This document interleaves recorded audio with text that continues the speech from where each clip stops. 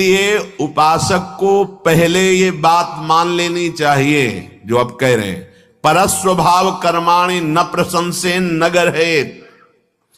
कोई चाहे जितना शांत और अच्छे स्वभाव का हो तो हमें प्रशंसा नहीं करनी।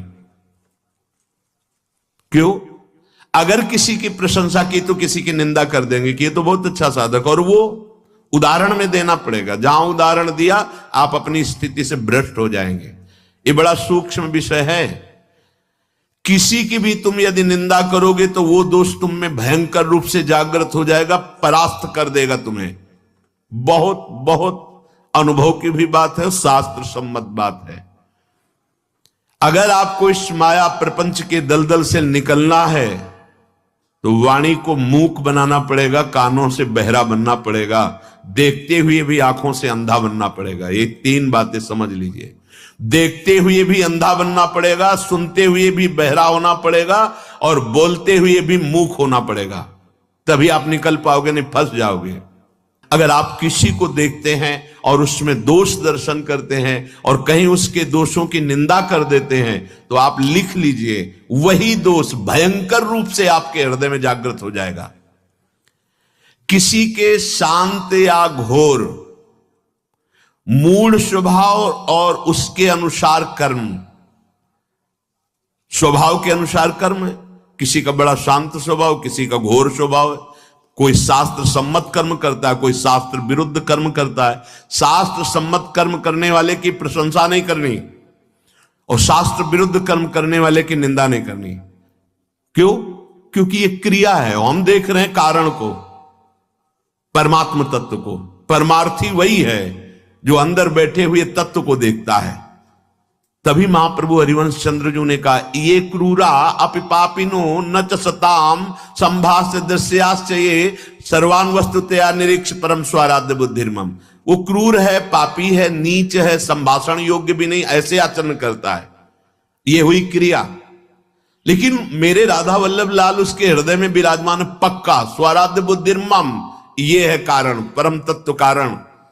उस कारण तत्व में स्थित होने के कारण वो न किसी की निंदा करता, न किसी की प्रशंसा, सब में अपने प्रभु को देखकर एक रस रहता है।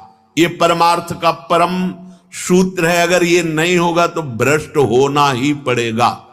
लिख लो, भ्रष्ट होना ही पड़ेगा। यदि किसी पर दोष दर्शन किया और वो दोष दर्शन आपके अंदर रहा तो निश्चित वो आपको पतित कर देगा, गिरा देगा। परमार्थ में आगे नहीं बढ़ सकते हैं, क्योंकि जहां तुम दोष दर्शन कर रहे हो वहीं प्रभु तुम्हारे बैठे हुए हैं। तो तुम दोष देखने वाले थे या प्रभु को देखने वाले थे? सच्चे उपासक का हृदय तत्काल निर्णय कर देता, गलती हो गई। जहां अरे भाई इतना समय हो गया, अब ये तो जीवन ही को व्यर्थ कर रहे हैं, परमार्थ का इनको तो ज्ञान है नहीं, तो हमको बहुत ज्यादा ज्ञान है। अब आओ लाइन पे प्रश्न माया रखती चली जाएगी। हाँ ये लो इसका उत्तर दो। तो आता त्राहिमाम, गलती हो गई प्रभु, गलती हो गई प्रभु। प्रभु ही बैठे हैं सब जगह, वो छुपा छुपी का खेल खेल रहे हैं। तुम उनको पहचान लो तो मुक्त हो जाओगे, बस इतनी बात है। परस्वभाव कर्माणि न प्रशंसेन न गर्हेत। ये कौन बोल रहा है? भगवान श्री कृष्ण चंद्रजू उद्धव जी से कह रहे हैं, किसी के भी स्वभाव की, चाहे वो शांत हो या घोर हो, और उसके कर्म की, चाहे वो शास्त्र सम्मत हो या शास्त्र विरुद्ध हो, तुम्हें नहीं देखना है। तुम्हें मुक्त होना है ना, तो तुम्हें देखना है कि सामने मेरे प्रभु है। भक्त होना है ना, तो निज प्रभु में देखें, जगत के सन करें विरोध। ये मान लो, मान लोगे सवाल हल हो जाएगा, नहीं मानोगे बिल्कुल भूल हो जाएगी। चाहे जितना आप फर्राटेदार श्लोक बोल लेते हो, शब्दावली से प्रवचन कर लेते हो, चाहे जितने साधना में प्रवीणता दिखाते हो, लेकिन साधना का सूत्र जो है वो भगवान दे रहे हैं। न किसी की निंदा करनी है कर्म की, ना उसके स्वभाव की, ना किसी की प्रशंसा करनी कर्म की, ना उसके स्वभाव की। अब आगे, परस्वभाव कर्माणि यह प्रशंसति निंदति। ध्यान दीजिए, भगवान बोल रहे हैं, स आशुभ्रश्यते स्वार्था दसत्यभिनिवेशतः। जो उपासक दूसरों के स्वभाव की, कर्मों की प्रशंसा कर देता है या निंदा कर देता है, वो शीघ्र ही परमार्थ से भ्रष्ट हो जाता है। सा आशु मतलब बहुत जल्दी, सा आशु भ्रश्यते स्वार्था दसत्यभिनिवेशतः, तत्काल वो अपने परमार्थ पथ से भ्रष्ट हो जाता है, पर गिरते समय पता नहीं चलता। जब गिर जाता है तब लगता है मैं कहां आ गया, मेरी स्थिति यहां तो नहीं थी, इस विकार में तो नहीं थी। तो कीन हो इस कबहू अभिमाना, सुख हो वंचा कृपा निधाना। तुमने अभिमान करके किसी की निंदा कर दी, किसी की प्रशंसा कर दी, फंस गए। गोस्वामी जी बड़ी प्रवीणता से इसी श्लोक का टीका करते हैं। सुनहु तात मायाकृत गुण अरु दोष अनेक, और गुण या उभय न देखी, देखी सो अविवेक। हे तात, माया के द्वारा कुछ गुण रचे गए हैं, कुछ दोष रचे गए हैं। सबसे बड़ा उपासक का गुण यही है कि ना वो किसी में गुण देखे, ना किसी में दोष देखे।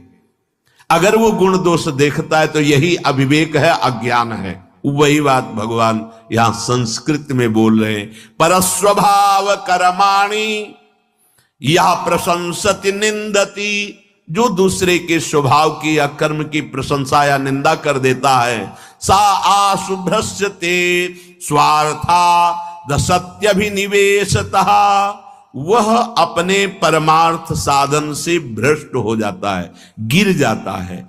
क्योंकि जहां उसने प्रशंसा की तो या निंदा की तो सत्यत्व बुद्धि हो गई कर्म और स्वभाव पर, जबकि असत है ये बात। ये कर्म असत है और ये स्वभाव असत है, क्योंकि हर स्वभाव की रचना सतोगुण रजोगुण तमोगुण ये गुण से होती है। जो कारण शरीर है वो इन गुणों से, सतोगुण रजोगुण तमोगुण, इन्हीं से उसकी सृष्टि हुई स्वभाव की। तो ना किसी के स्वभाव की प्रशंसा करता है, ना वो निंदा करता, क्योंकि जानता है गुणों के अनुसार है। जो निंदा करने की चेष्टा तो घोर स्वभाव है, अशांत स्वभाव है, मलिन स्वभाव है। अच्छा स्वभाव है तो हम स्वभाव को लेकर नहीं, हम तो परमात्मा को लेकर के बात करने वाले हैं। तो अंदर में विराजमान प्रभु, प्रायः खींचातानी, लड़ाई झगड़ा, निंदा स्तुति, इसी में फंस जाते हैं हम। ये धर्म है, ये अधर्म है, ये लड़ाई झगड़ा इसी विषय को लेके करते हैं। सच्चा उपासक वो है कि सब में अपने प्रभु को देखकर शांत हो गया है। कोई अगर उससे प्रश्न करता है तो उसका उत्तर है, अन्यथा अपनी तरफ से सब में वो भगवत भाव, न किसी से द्वेष, न किसी से गुण का संबंध।